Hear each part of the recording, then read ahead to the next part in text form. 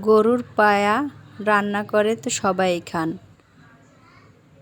আমার মতো এভাবে কি খেয়েছেন কেউ? রুটির সাথে জুটি গরুর পায়ার।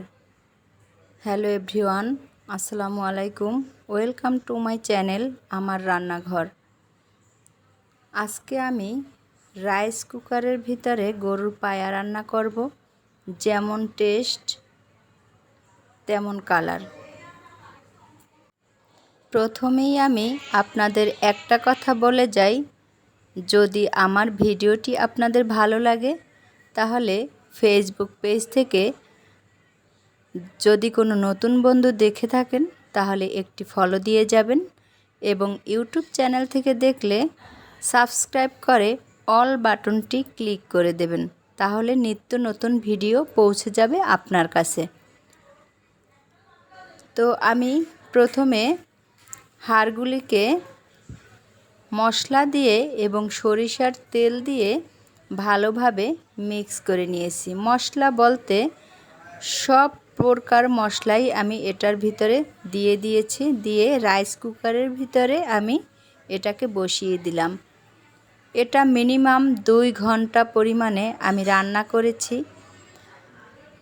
তো আমার রান্নাটা খুব অল্প সময় আপনাদের দেখাতে পারলাম, কারণ এটি এডিট করা ছিল তাই।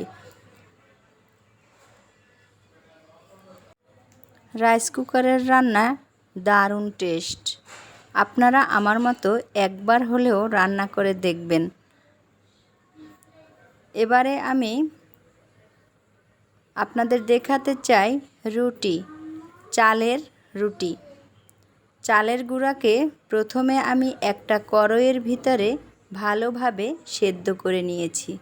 সেদ্ধ করার পরে আমি 5 মিনিট এটিকে একটি ঢাকনা দিয়ে ঢেকে রেখে দিয়েছিলাম যেন খুব ভালোভাবে সেদ্ধ হয়ে যায়।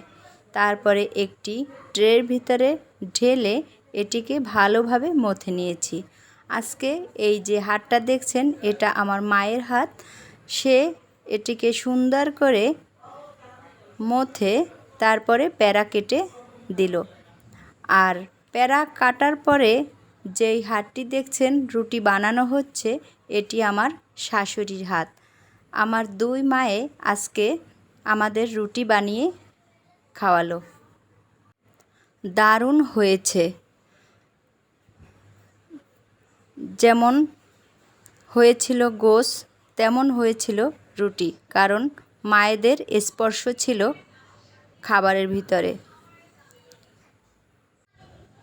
এবারে আমি রুটিগুলো ফুলকো করে ভেজে নিলাম। চালের গুঁড়ার এত নরম নরম রুটি খেতে অবশ্যই ভালো লাগবে। কে কে পছন্দ করেন আমার মতো চালের গুঁড়ার রুটি, কমেন্টে জানাবেন। তো ভালো লাগলে লাইক, কমেন্ট, শেয়ার করে আমার সাথে থাকবেন। আপনাদের একটা কমেন্ট আমার ভিডিও বানাবার প্রেরণা যোগায়, তাই আপনারা সবাই কমেন্ট করবেন। আবারও আসব নতুন কোনো ভিডিও নিয়ে, দেখার আমন্ত্রণ রইল। ভালো থাকবেন সবাই। আল্লাহ হাফেজ।